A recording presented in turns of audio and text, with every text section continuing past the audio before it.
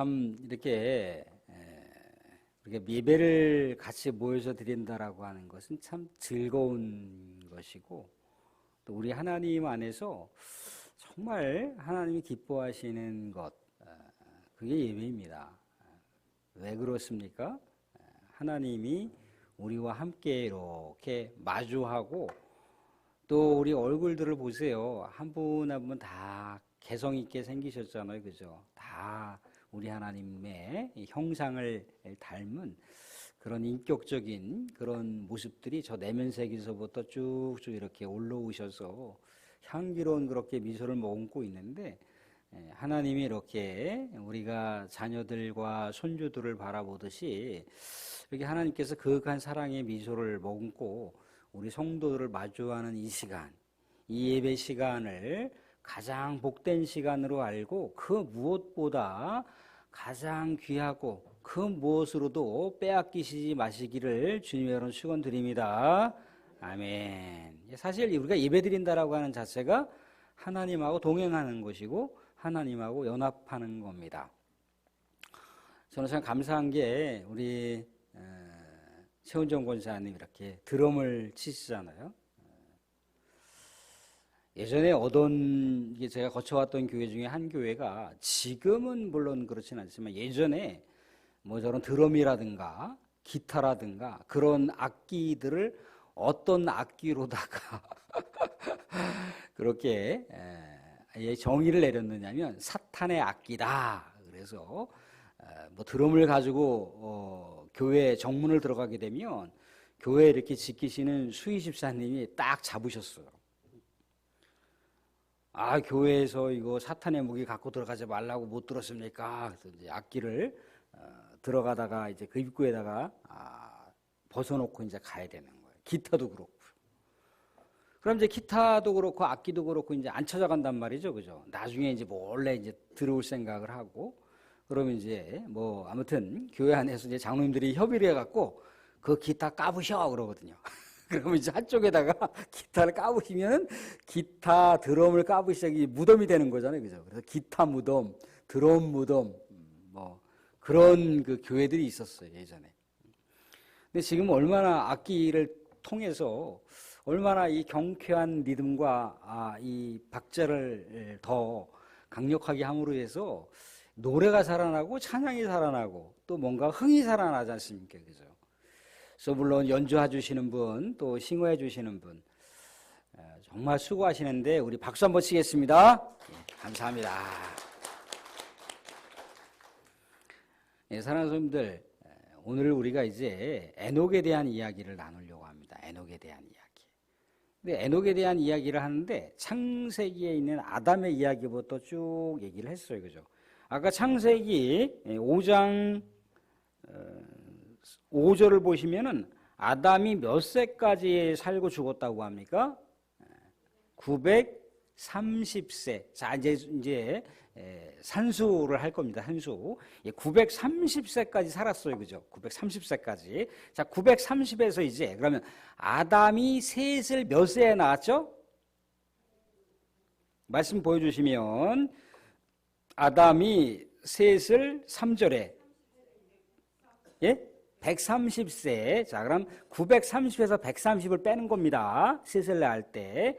아담이 셋을 낳을 때 이제 930세까지 살았는데 셋을 낳을 때가 130세까지, 130세에 셋을 낳았어요. 셋은 이제 에노스를 몇 세에 낳았습니까? 105세. 그럼 930에서 130을 빼고 105를 뺍니다. 그리고 에노스는 9절에 게난을 몇 세에 낳았습니까? 90세에 낳았어요. 그럼 또 빼기 90을 합니다. 자, 게난은 그럼 마할랄레를 몇 세에 낳았습니까? 12절 보시면 70세. 그럼 70을 이제 빼면 되는 겁니다.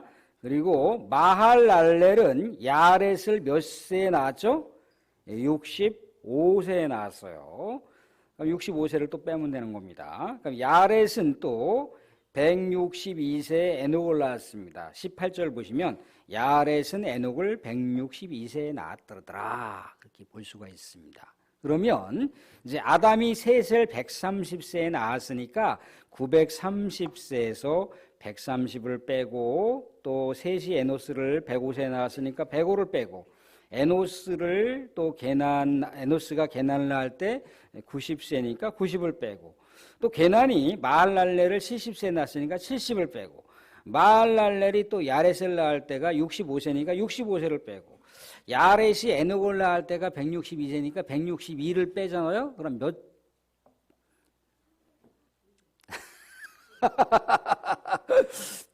예, 308이라고 하는 숫자가 나와요. 308이라고 하는 숫자. 이게 이 숫자를 뭐 정확하게 알지 않더라도 대략 300 정도 나온다고 볼 수가 있습니다. 이게 무슨 얘기냐면 아담이 살아 있을 때 누가 있었다는 얘기입니까? 에녹이라고 하는 사람이 있었다는 얘기예요.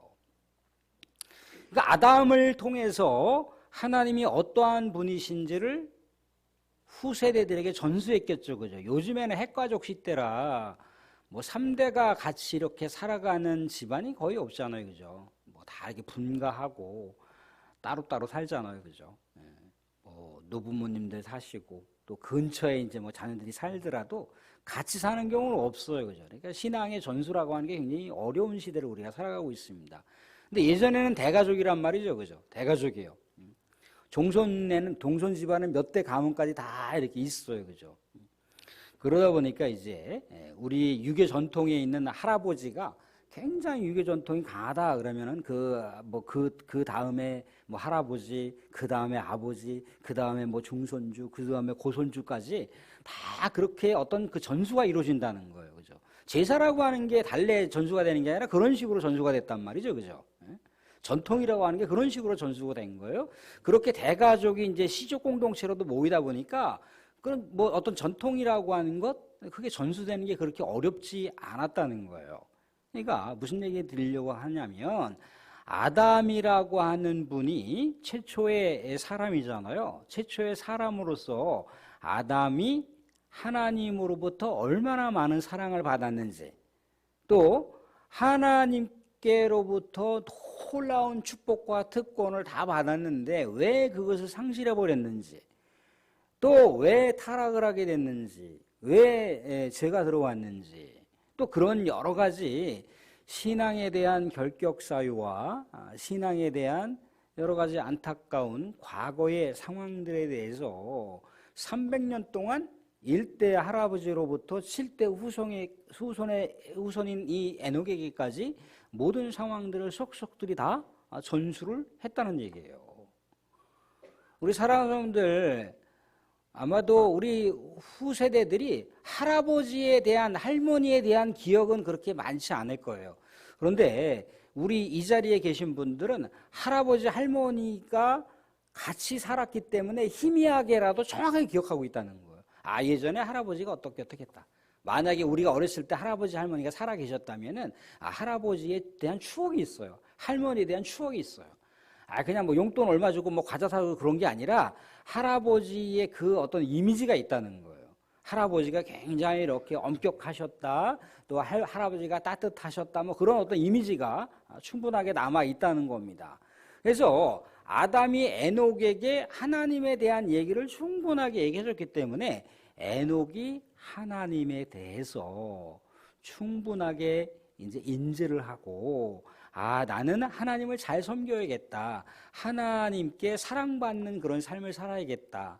그런 삶을 에녹이 가졌던 거예요. 그래서 에녹이라고 하는 이름 자체가 뭡니까? 전수자예요. 전수자. 봉헌자라고 하는 의미를 갖고 있습니다. 그러니까 무슨 얘기냐면 하나님의 그 놀라운 존재를 또 다른 누구에게도 내가 전달하면서 살아야겠다. 내가 하나님을 온전하게 정말 잘 섬기고 살아야겠다라고 하는 이름의 의미를 담고 있는 것이 에녹이라고 하는 이름인 거예요. 에녹이라고 하는 이름. 근데 이 에녹이라고 하는 이름은요, 우리가 지금 아담과 하와의 세 번째 아들이었던 셋의 그 후손들을 우리가 보는 거잖아요. 그죠? 근데 아담과 하와의 첫째 아들이 누군가요? 가인이죠. 그죠?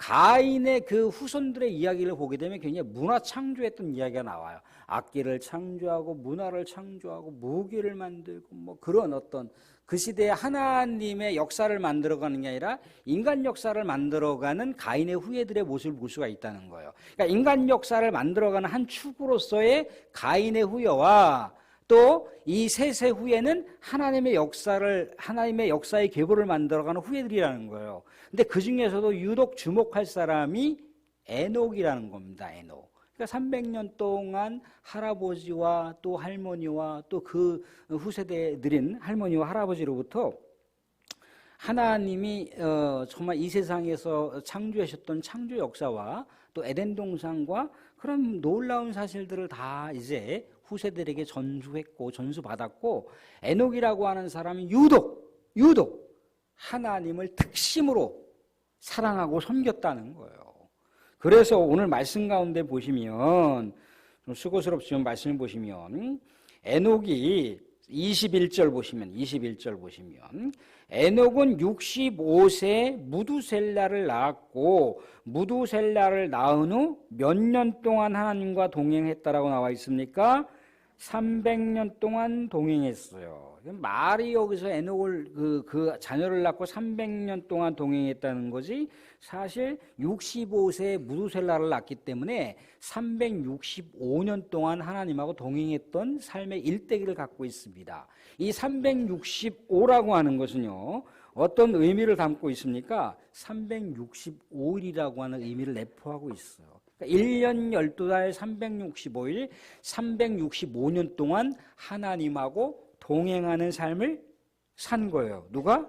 에녹이라고 하는 사람이. 그러니까 동행이라고 하는 것은 또 어떤 거냐면 하나님하고 늘 언제나 보조를 맞춰가는 거예요.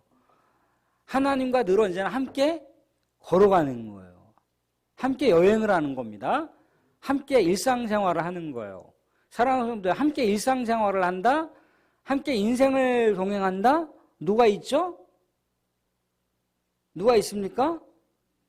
함께 인생을 동반한다. 누가 있습니까? 배우자가 있겠죠. 그죠? 배우자가. 남편이 있고 아내가 있습니다. 아내하고 남편하고 대화를 나누는데 지금 지구촌 곳곳이 전쟁과 재해로 난리예요. 그런데 하루 12시간, 24시간 내내 세계 전쟁과 평화에 대해서만 얘기하시나요?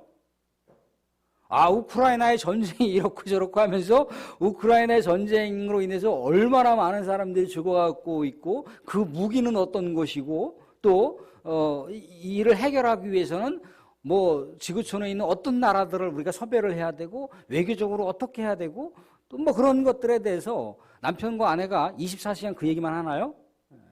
그렇지 않죠. 그죠? 일상적인 얘기 하나죠. 일상적인 얘기 뭐 하나요? 응? 뭐 먹었어? 오늘 반찬은 뭐에다 먹었어? 응? 그러잖아요. 그죠? 저녁은 뭐 해 먹을까? 아주 일상적인 얘기를 나누는 거예요. 그러니까 이 에녹이라고 하는 사람이 하나님하고 아주 일상적인 친밀한 대화를 나눴던 사람이라는 거예요. 그러니까 하나님 뭐 밥을 한 끼 먹더라도 하나님 나 참 맛있게 먹고 있는데 하나님 드시고 싶으세요? 그래가면서 하나님 좀 드셔볼래요? 그러는 거예요. 응? 그러니까 하나님께서 늘 언제나 기뻐하시는 거예요. 아주 절친한 친구들하고 이렇게 교제를 하는 듯한.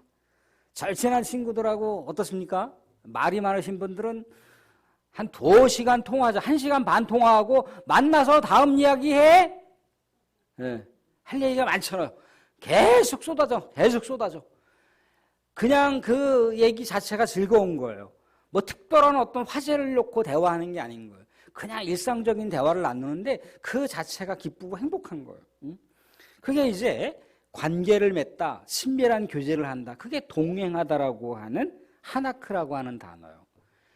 그러니까 이 에녹이라고 하는 사람이 하나님한테 이런저런 없는 얘기, 있는 얘기 다 하는 거예요. 그러니까 하나님께서도 그냥 행복하시는 거예요. 우리 부모님들은 자녀들이 어떻게 살아가는지 그 이야기가 궁금하지 않으신가요? 야, 네 인생이니까 네가 알아서 살아라. 아무 얘기 하지 마. 어? 연락도 하지 마라. 네 인생 네가 알아서 살아. 그렇지 않잖아요. 그죠? 어? 우리의 아들이 무슨 생각을 하고 있는지, 우리 딸이 무슨 생각을 하고 있는지, 우리 딸이 요즘에 뭐 먹고 살고 있는지, 어떻게 지내고 있는지, 우리 아들이 어떻게 지내고 있는지, 손주들은 어떻게 지내고 있는지, 미주알, 고주알, 우리 자녀들의 이야기를 듣고 싶잖아요. 그죠? 어? 그런 것처럼 하나님도 그렇다는 거예요. 미주알, 고주알, 우리 사랑하는 자녀들의 이야기를 듣고 싶은 거예요. 그게 뭐가? 그게 뭔가요? 그게 기도인 거예요. 그게 기도. 그러니까 이 에녹이라고 하는 사람은요, 하나님하고 늘 언제나 동행하면서 그렇게 기도하는 삶, 예배하는 삶을 사는 거예요. 밥 먹듯이 예배하고, 밥 먹듯이 기도하고, 밥 먹듯이 우리 하나님하고 그렇게 친밀한 교제를 나눴던 사람이 에녹이라고 하는 사람이었다는 거예요.